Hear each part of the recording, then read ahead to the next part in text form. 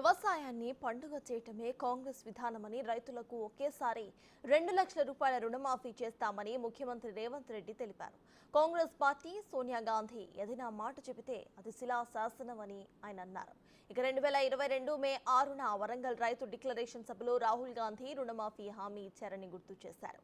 రాహుల్ ఇచ్చిన హామీ మేరకు 2 లక్షల రూపాయల రుణమాఫీ, పంట రుణాల మాఫీ చేయాలని కేబినెట్ నిర్ణయించినట్లు తెలిపారు సీఎం.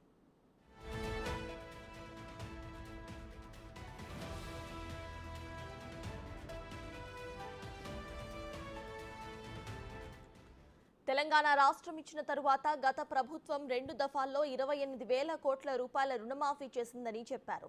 తమ ప్రభుత్వం 2018 డిసెంబర్ 12 నుంచి 2023 డిసెంబర్ 9 వరకు కట్ ఆఫ్ తేదీగా పరిగణనలోకి తీసుకుంటున్నట్టుగా వివరించారు.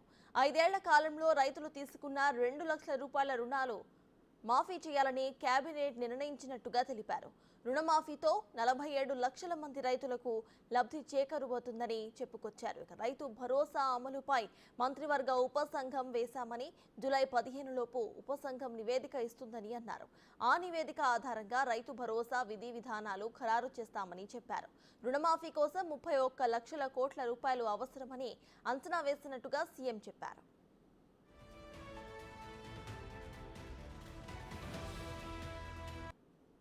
రుణమాఫీకి సంబంధించి ప్రభుత్వ నిర్ణయాలను ఇకపై మంత్రులు శ్రీధర్ బాబు, పొంగులేటి శ్రీనివాస్ రెడ్డి అందిస్తారని సీఎం రేవంత్ రెడ్డి తెలిపారు. ఆగస్టు 15 కంటే ముందే రైతు రుణమాఫీ చేస్తామని రేవంత్ స్పష్టం చేశారు. గడువులోగా మాఫీ చేయాలనే కసరత్తులు చేస్తున్నామని అన్నారు. గత ప్రభుత్వంలాగా రైతులను ఇబ్బంది పెట్టమని అన్నారు సీఎం రేవంత్. మే 6 తారీఖు 2022 వరంగల్లో రైతు డిక్లరేషన్లో 2 లక్షల రూపాయల రైతు రుణమాఫీ చేస్తామని మాట ఇవ్వడం జరిగింది. చాలా సందర్భాలలో చాలామంది నాయకులు, రాజకీయ పక్షాలు, విశ్లేషకులు కూడా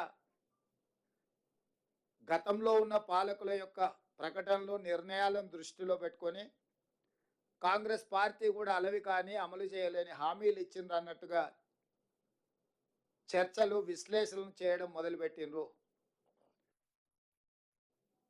ఈ మంత్రివర్గంలో ఇచ్చిన మాట ప్రకారం 2 లక్షల రూపాయల రైతు రుణమాఫీ చేయాలి అని మా మంత్రివర్గం పూర్తి స్థాయిలో విశ్లేషించి, చర్చించి, వివిధ బ్యాంకులలో ఉన్న రుణాలకు సంబంధించిన వివరాలు సేకరించి వాటన్నిటిని క్రోడీకరించి ఆ రైతు రుణమాఫీ చెయ్యాలి అని మేము నిర్ణయం తీసుకున్నాం.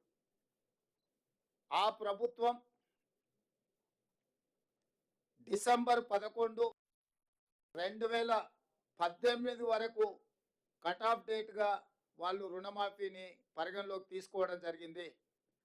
మా ప్రభుత్వం డిసెంబర్ 12, 2018 తారీఖు నుంచి మొదలుపెట్టి